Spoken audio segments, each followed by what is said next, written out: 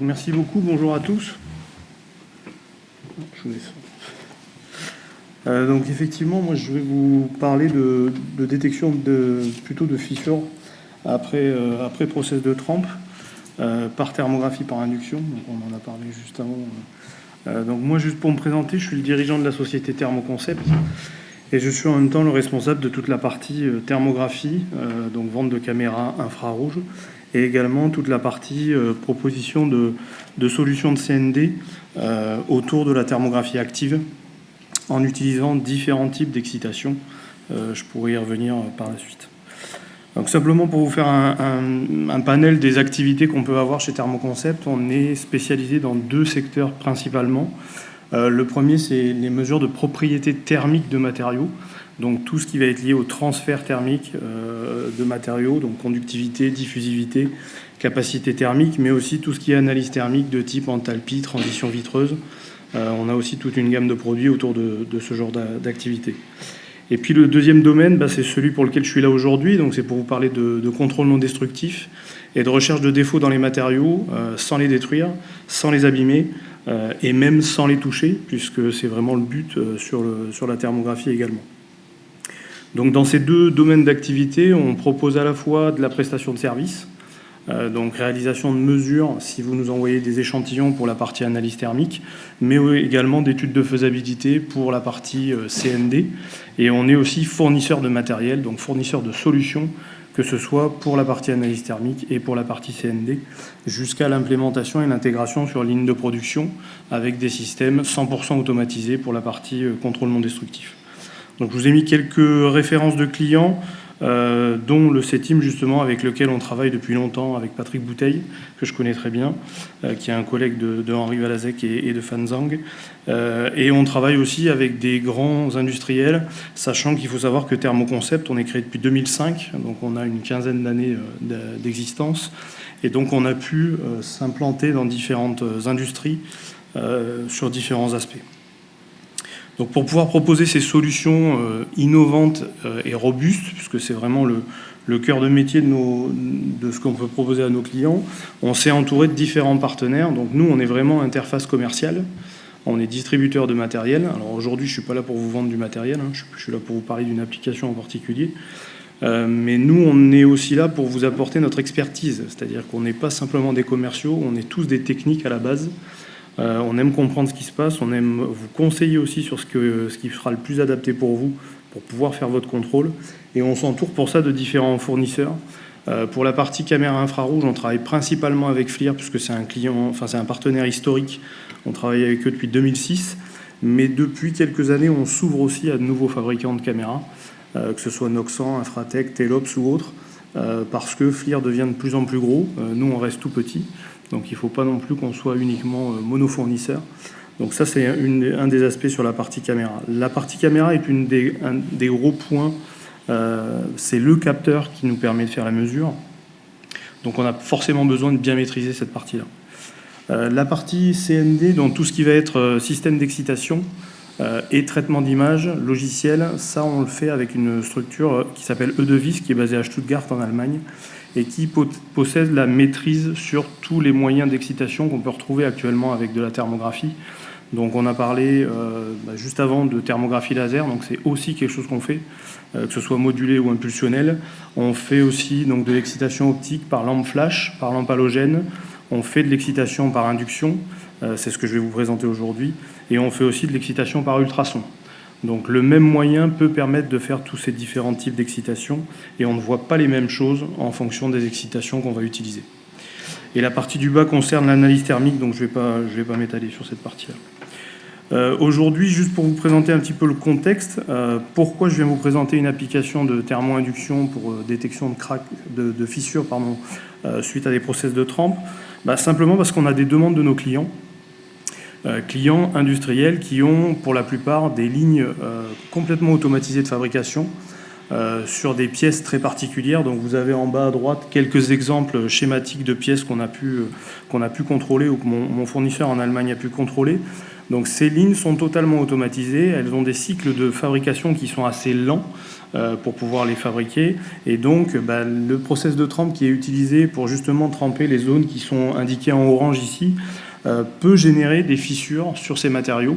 Et actuellement, nos clients utilisent des moyens manuels assez peu automatisés pour l'instant pour faire la détection. Et pour faire la détection de ces fissures-là, de ces défauts débouchants, ils utilisent principalement ce qu'on appelle de la magnétoscopie, qui est un procédé qui marche très très bien sur tout ce qui est fissures débouchantes, mais qui a des conditions d'utilisation qui peuvent être problématiques, que ce soit par rapport aux produits utilisés. Il y a des produits dangereux à la fois pour l'environnement et pour les opérateurs. Et les conditions d'utilisation, vous êtes obligé de travailler dans des salles complètement noires parce que vous révélez justement le produit sous lampe UV. Donc forcément, voilà, il y a des conditions d'utilisation pour les opérateurs qui ne sont pas forcément très sympas. Donc nos clients nous demandent maintenant de trouver des solutions alternatives à cette magnétoscopie pour pouvoir rendre le contrôle 100% automatisé. Donc on retombe sur le même besoin que précédemment sur la présentation. On a des besoins d'automatisation depuis la partie contrôle jusqu'à la partie sanction et remplacer quasiment toute la chaîne de contrôle actuelle qui est manuelle en essayant de faire en sorte que l'opérateur, l'ancien contrôleur qui avait une valeur ajoutée sur la partie contrôle puisse monter en expérience et en expertise et avoir une plus-value plus importante sur un système un peu plus complet. Donc là, je vous présente quelques exemples de défauts qu'on peut retrouver justement sur les pièces qu'on a pu retrouver. Donc ça peut être des défauts dans différents sens, sur différentes positions. Vous voyez que ça peut être sur la dent, en haut de la dent, sur la partie engrenage, mais aussi sur les flancs. Et sur la partie crémaillère, ça peut être à la fois dans les fonds de dents, comme sur la partie transverse. Donc il y a des difficultés aussi sur l'orientation des défauts à rechercher. Le principe de la méthode qu'on utilise nous, donc on en a parlé, c'est ce qu'on appelle de la thermographie active. Il y a deux types de thermographie. Il y a ce qu'on appelle la thermographie passive, qui consiste juste à mettre une caméra infrarouge devant un objet et utiliser le rayonnement qu'il va émettre pour mesurer des températures de surface. Nous, ce qu'on va faire, c'est qu'on va rajouter une excitation supplémentaire, on va rajouter en fait un apport d'énergie, tout comme le fait InnovaSense sur leur système, avec un laser par exemple ou une lampe, pour échauffer le matériau et que ce matériau réagisse d'une certaine façon. Donc le matériau va réagir, s'il est sain, il réagira d'une certaine façon, s'il est défectueux et qu'il présente un défaut, que ce soit une fissure, une délamination ou autre, ça va apparaître en fait comme une barrière thermique et on aura forcément une réponse et un comportement thermique qui sera différent avec un déphasage, avec une réponse en température qui peut être différente au niveau de l'amplitude. Donc au niveau de la thermo par induction, ce qui se passe, c'est qu'on va venir designer et concevoir des inducteurs qui vont nous permettre de détecter des défauts selon certains sens, selon certaines directions. Et on va positionner cet inducteur au-dessus de la pièce sans forcément le mettre au contact. On peut laisser quelques millimètres d'espace entre la pièce et l'inducteur, à condition évidemment que cette pièce soit ferromagnétique. Et on va utiliser des courants de Foucault, donc il faut forcément que cette pièce soit ferromagnétique ou paramagnétique.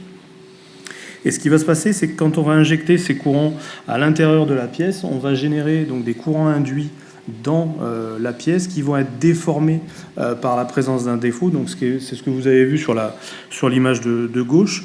En fait, cette déformation des courants liés à la présence d'un défaut va générer ce qu'on appelle une densification de courant dans la fissure en elle-même, sachant qu'une fissure, c'est pas juste un triangle comme vous l'avez ici, c'est souvent deux lèvres qui ont des points de contact à différents endroits, et tous ces points de contact vont entraîner en fait des densifications de courant et des échauffements localisés qu'on va pouvoir ensuite détecter avec la caméra et traiter une fois qu'on a une signature particulière. Donc c'est en vue de dessus, vous avez ce que vous avez sur la droite. Donc on a des signatures qui sont extrêmement caractéristiques sur de la thermo-induction parce que vous avez à tous les points de contact des échauffements très locaux qui vont être vraiment importants et on va pouvoir faire des détections et appliquer des traitements d'image assez facilement. Il faut savoir que sur une manip en thermo-induction, on excite à peu près entre 50 et 100 millisecondes. Donc on est vraiment sur un pulse inductif et on fait une acquisition avec la caméra qui est de l'ordre de 150 à 200 millisecondes. Donc ça veut dire qu'en 0,2 secondes, vous réussissez à avoir un résultat qui vous permet de dire j'ai un défaut, j'ai pas de défaut.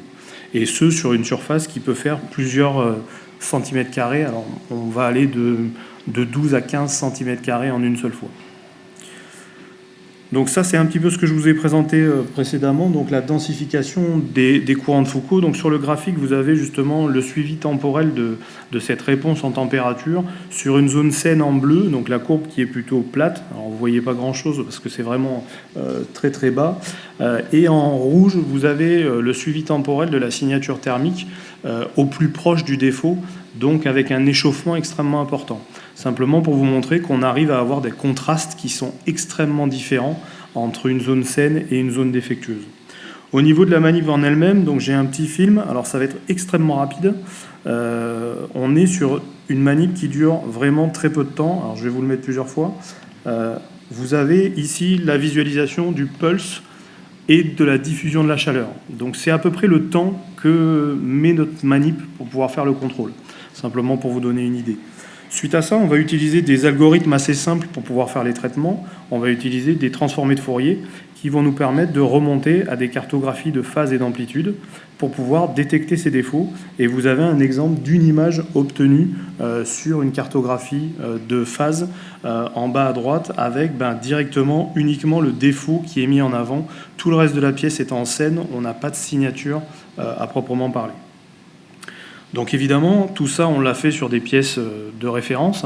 Ça a été archi-validé par nos fournisseurs, par nos clients également, qui sont presque plus pointilleux que nous sur ces points-là. On l'a fait sur des pièces qui sont des pièces de référence en magnétoscopie et qu'on a contrôlées selon deux axes. Je vous l'ai dit tout à l'heure, on design des inducteurs pour pouvoir détecter des défauts selon une direction. Typiquement, vous imaginez que sur l'échantillon du haut, notre inducteur est positionné dans ce sens-là, et on va pouvoir, dans l'autre sens, pardon, et on va pouvoir détecter justement des défauts qui sont perpendiculaires à ce sens-là. Donc vous détectez plutôt tous les défauts verticaux ou légèrement orientés. On a ensuite tourné notre inducteur à 90 degrés. On n'a pas bougé la pièce du tout, donc vous avez la même pièce contrôlée de deux façons différentes, mais vous voyez bien qu'on observe des directions de défauts qui sont différentes. C'est lié en fait à la direction des courants induits dans la pièce qu'on va générer par l'inducteur. Donc là, c'est aussi des temps extrêmement courts. L'évaluation se fait à 10 Hz en termes de transformé de Fourier, et on est sur un temps de mesure de l'ordre de 0,1 milliseconde. 0,1 seconde, pardon. Alors, on utilise pour ça différents types de caméras. Je vais vous passer le détail du choix du matériel. On choisit des caméras bolométriques, refroidies en fonction de l'application. Là, vous avez compris qu'on est quand même sur des temps de réponse extrêmement rapides. Donc, on a besoin de caméras qui ont quand même des fréquences d'acquisition relativement élevées, un minimum de 100 images par seconde pour pouvoir suivre ce process. Quand vous avez 50 millisecondes d'excitation et 150 millisecondes d'acquisition, il vous faut quand même une quantité d'images assez importante. Et puis derrière, on a toute une partie générateur de signal, un générateur d'induction, un inducteur. Tout ça, donc, c'est des choses qu'on fournit en standard. Et on peut en plus designer l'inducteur en fonction de l'application. C'est un des points d'amélioration, on va dire, de cette technique. C'est que pour chaque application, il peut être nécessaire d'avoir un inducteur spécifique pour pouvoir le faire. Après, quand vous êtes dans le monde industriel et que vous avez une pièce que vous fabriquez à des centaines de milliers d'exemplaires, concevoir un inducteur pour cette gamme de pièces, c'est pas forcément le plus excessif. Donc le retour sur investissement est quand même assez rapide. Donc là, je vous montre simplement quelques exemples de pièces et je vais rentrer un peu plus dans le détail de systèmes de contrôle automatisé par la suite. Ce qui est important de voir, c'est qu'on ne cherche pas à remplacer tous les systèmes de magnétoscopie ou de reçuage. Ce sont des systèmes qui marchent très bien, qui ont été largement éprouvés.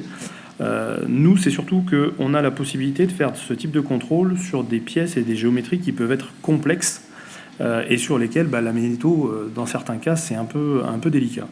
Donc là, on vous montre quelques exemples de géométrie assez complexes, avec des engrenages, avec différents types de pièces. Mais ce qui est surtout important, c'est que ce qu'on veut faire par la suite, c'est automatiser ce contrôle. Et je vous présente quelques exemples justement d'automatisation avec des systèmes et des détections de défauts très particuliers. Ici, vous avez un système de contrôle. Donc sur la partie gauche, On trouve en bleu, vous voyez en fond, la caméra. Donc on la voit mieux sur l'image de droite. C'est la même image, mais un peu éclatée, on va dire. On a ensuite un système d'induction. On a aussi des systèmes astucieux. C'est-à-dire que sur une pièce comme celle que vous avez au centre de l'image, qui est la pièce à contrôler et sur laquelle vous voulez contrôler les zones orange, si vous mettez la caméra en face de la pièce, par le dessus, vous ne verrez que les zones du dessus. Nous, ce qui nous intéresse, c'est aussi de voir les côtés. On a aussi des contraintes de temps de cycle. Nos clients nous disent « Moi, ma pièce, je veux la contrôler en X secondes ». Donc, on essaye aussi de trouver des systèmes astucieux. Et dans ce cas-là, les systèmes astucieux, c'est simplement de rajouter des miroirs de renvoi pour pouvoir renvoyer l'énergie émise par la pièce dans l'infrarouge et que celle-ci soit captée par la caméra. Donc ici, l'avantage, c'est que la pièce est uniquement manipulée par l'opérateur pour la mettre dans la machine. Tout le reste se fait après automatiquement. L'excitation, l'acquisition, le traitement d'image, la sanction, tout est automatisé. Et on est sur des cadences de contrôle qui sont assez rapides, avec des temps de cycle de l'ordre de 5 secondes, donc ce qui n'est pas énorme par rapport à ce type de pièce. Voilà le type de résultat qu'on peut obtenir. Alors comme ça, quand vous n'êtes pas expert du domaine, c'est un peu compliqué à interpréter. C'est pour ça que je vous ai indiqué quelques exemples de défauts. Vous avez ici la signature typique d'un défaut, donc dans le rond bleu en haut, avec une signature vraiment alternative blanc-noir, qu'on peut retrouver assez fréquemment. Et vous avez aussi d'autres exemples sur la partie droite, donc avec les miroirs de renvoi sur les côtés, donc qui sont les deux images extérieures, où vous avez là aussi des signatures qu'on peut réussir à discriminer grâce à des traitements d'images, j'allais dire simples, mais aussi à de l'intelligence artificielle. Je sais que le CETIM, par exemple, travaille beaucoup sur de nouveaux algorithmes de traitement d'images pour pouvoir détecter et discriminer des défauts les uns des autres. C'est très compliqué. Nous, on va pouvoir vous détecter un défaut, vous dire il y a un défaut, il n'y a pas de défaut, mais dissocier deux défauts qui sont très proches l'un de l'autre. Est-ce que sur des pièces de forge, c'est une crique? Est-ce que c'est un repli? Voilà, tout ça, c'est plus difficile à déterminer. Et il n'y a que l'intelligence artificielle avec du deep learning ou du machine learning qui peut vous le dire. Et pour faire ça, il faut beaucoup de pièces, des centaines, des milliers de pièces pour pouvoir faire les essais. Et je sais qu'au CETIM, il passe beaucoup de pièces. Donc ça avance de façon assez rapide. Ce qu'il faut savoir aussi, c'est que nous, on a des systèmes de laboratoire, mais on a aussi des systèmes automatisés. Et pour les systèmes automatisés, nos clients nous demandent des IHM très spécifiques avec très peu d'opérations faites par le contrôleur. Donc vous avez un exemple d'IHM en bas où vous avez simplement les images résultats qui sont stockées sur des serveurs. On parle bien d'usine digitale, d'usine 4.0, d'usine du futur. Le but, c'est vraiment d'avoir une traçabilité numérique du contrôle. Donc chaque résultat est stocké, enregistré, pour qu'un contrôleur puisse aussi le réouvrir ou faire une levée de doute sur une pièce. Et après, vous avez une sanction go-no-go, rouge-vert, qui va vous dire c'est bon, c'est pas bon. Donc là, on est sur des temps de cycle, on est sur des mesures de 0,33 secondes par image. Donc c'est extrêmement rapide. Et là, on est vraiment sur un système 100% automatisé avec un minimum d'interaction humaine à part le positionnement de la pièce dans la machine.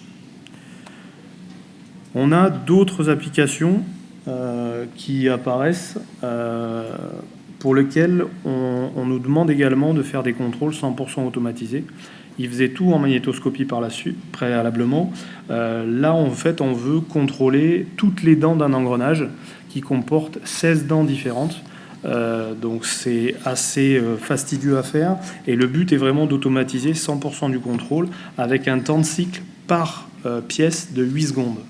Donc ça vous donne une idée, vous avez 16 dents, vous avez 8 secondes, sachant que les 8 secondes doivent prendre en compte la manipulation de la pièce, le premier test, le déplacement de la pièce, deuxième test, déplacement de la pièce, troisième test, jusqu'au 16e test, et avoir à chaque fois tous les résultats. Donc il y a beaucoup d'étapes, il y a beaucoup de synchronisation, il y a beaucoup de pilotage à avoir sur ce genre d'application, et c'est des manipulations où on est en milieu industriel avec des contraintes extrêmement complexes. Donc là, on est parti sur un système toujours de thermo-induction avec une caméra positionnée sur le côté pour pouvoir contrôler la pièce et avoir le maximum de visualisation sur le champ de vision de la caméra. Et là aussi, on a utilisé des miroirs. Donc on a vu le dessus de la dent, c'est ce qu'on voit sur la partie à droite là-bas, où la caméra est face au dessus de la dent et les miroirs permettent de voir directement les côtés. Et ce qu'on cherche à détecter dans ce cas-là, c'est des fissures assez caractéristiques. Et là, vous allez voir vraiment des signatures de fissures qui sont caractéristiques de ce qu'on peut retrouver. Donc les fissures que vous avez en haut, donc sur l'image de droite par exemple, c'est vraiment la fissure que vous avez au milieu avec tous les points scintillants. C'est une fissure détectée avec de la thermo-induction. Et c'est assez classique comme signature. Donc simplement pour vous dire que même un opérateur avec un bas niveau de qualification peut réussir à interpréter des images. Donc c'est aussi un système assez facile de prise en main une fois que toute la partie conception a été menée préalablement. Le plus compliqué, c'est vraiment la conception. Bien définir l'inducteur qu'on veut utiliser, bien définir la caméra qu'on veut utiliser, bien définir tout le système de contrôle qui va autour au niveau de l'automatisation. Est-ce qu'on utilise des systèmes mécaniques de rotation? Est-ce qu'on utilise de la robotisation? Ce qu'on fait de plus en plus avec des clients comme Safran. Voilà, il y a plein de choses qui sont possibles de faire avec la thermographie infrarouge. Et là, vous avez une interface légèrement différente de la précédente, où vous avez l'image en live, l'image résultat, et en bas, vous avez 16, je ne sais pas si vous les voyez bien, 16 rectangles verts qui vont vous dire à chaque fois la dent est bonne, la dent n'est pas bonne, et se coloriser automatiquement avec une traçabilité. Donc vous obtenez en fait une image à la fin et un résultat qui va vous dire la dent numéro X possède un défaut, et après il faut réussir à le discriminer. Et c'est là où la difficulté peut intervenir, et c'est là-dessus qu'on travaille actuellement pour les traitements d'images. Donc là vous avez un exemple de ce qu'on peut retrouver comme signature de défaut, avec des défauts qui peuvent être sur le côté, plus ou moins, avec des contrastes plus ou moins importants, avec des signatures vraiment qui peuvent être très différentes. Et puis sur l'image de droite, vous avez ce qu'on appelle de la contamination. Ça peut être de la poussière, ça peut être un dépôt, ça peut être de l'huile qui reste sur la pièce. C'est aussi des choses qu'il faut réussir à discriminer. Ça a une signature particulière qui, vous le voyez, est très différente d'une fissure, mais le client nous demande vraiment de discriminer ce genre de choses. Donc nous, on travaille actuellement à des détections, à des traitements d'images qui permettent justement de discriminer soit des fissures qui sont très refermées, donc typiquement les signatures que vous avez vues avec les points brillants.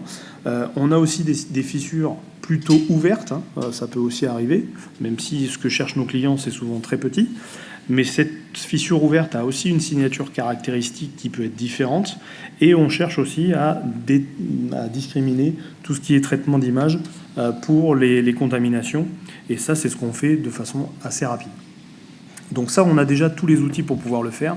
Je ne peux pas rentrer forcément dans le détail de ce que contient les différents outils et les différents traitements d'image, déjà parce que je ne suis pas expert dans le domaine, donc je ne pourrais pas vous donner les infos, mais parce que c'est aussi des choses confidentielles, c'est aussi le savoir-faire de mon fournisseur, de pouvoir appliquer ce genre de choses.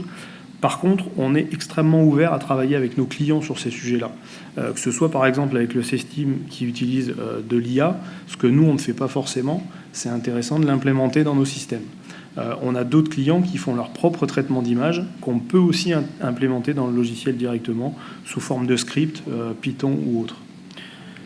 Donc pour vous faire une synthèse, et j'aurai une petite ouverture par la suite sur une autre application, mais simplement pour vous dire que effectivement la thermographie par induction, ça peut être une bonne alternative à la magnétoscopie ou aux méthodes, on va dire, plutôt conventionnelles pour faire de la recherche de défauts sur des fissures de trempe, des tapures de trempe, mais aussi sur tout type de pièces métalliques. Là, je vous parle que de pièces de ce type-là parce que vous êtes dans ce domaine-là, mais on le fait sur tout type de pièces métalliques également. Donc ça, c'est aussi important de le voir. On est sur des mesures qui peuvent être extrêmement rapides. Je vous ai parlé de 2 dixièmes de seconde. Voilà, donc c'est extrêmement rapide pour faire une position. Finalement, le plus long dans notre contrôle, c'est pas la manip en elle-même, c'est toute la partie motorisation, mouvement qu'il peut y avoir autour dès qu'on va vouloir robotiser le contrôle. Ça, c'est aussi des choses qui peuvent s'optimiser. On est sur un système 100% sans contact. Vous n'avez absolument aucun contact avec la pièce. La caméra ne touche pas la pièce, l'inducteur ne touche pas la pièce. Donc l'avantage aussi, c'est que vous allez éviter des étapes de nettoyage, de préparation, que vous retrouvez au niveau de la magnétoscopie. Donc ça aussi, c'est des éléments qu'il faut prendre en compte quand on estime l'investissement sur ce type d'appareil et le retour sur investissement aussi. C'est un système qui est extrêmement facile à automatiser et très robuste au niveau de la visualisation et de la détection des défauts. Ça s'automatise très facilement.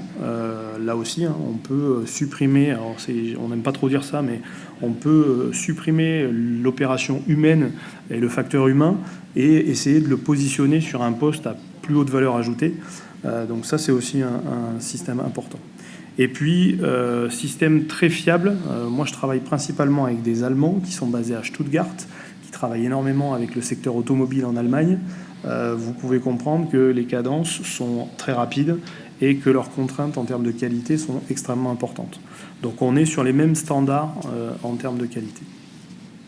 Et puis très peu de maintenance également. On n'a pas de produits, on n'a pas de solvant à acheter. Évidemment, hein, les caméras ont une certaine durée de vie, donc il faut quand même faire de la maintenance au niveau de la caméra. Mais par contre, tout ce qui est inducteur, générateur d'induction, c'est des systèmes en fait qui à la base sont utilisés pour faire de la trempe par induction en mode continu. Nous, on l'utilise en mode pulse, mais c'est des systèmes qui sont déjà archi éprouvés en termes de robustesse. Donc là-dessus, il n'y a aucun souci pour pouvoir le garder pendant des années.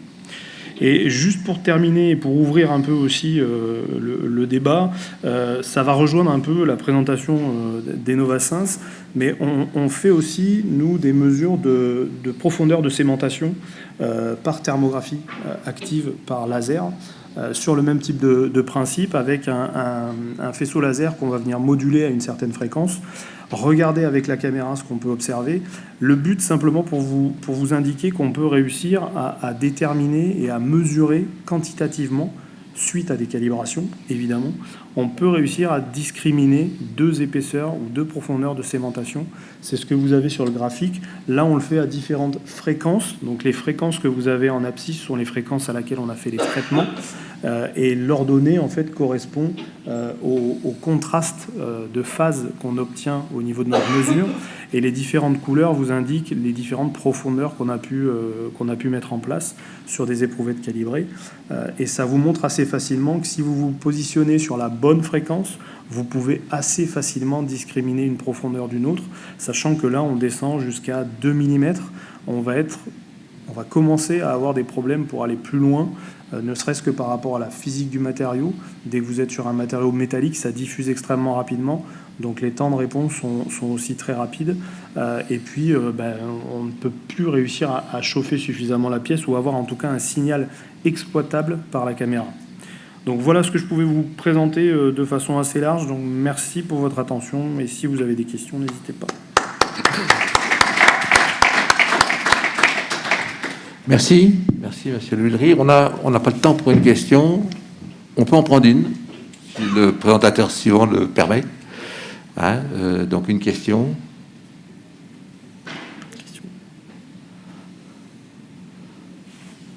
Sinon, je vous invite à la poser directement à monsieur Luillery, qui se fera un plaisir de s'entretenir avec vous de cette technologie. Merci encore. Merci.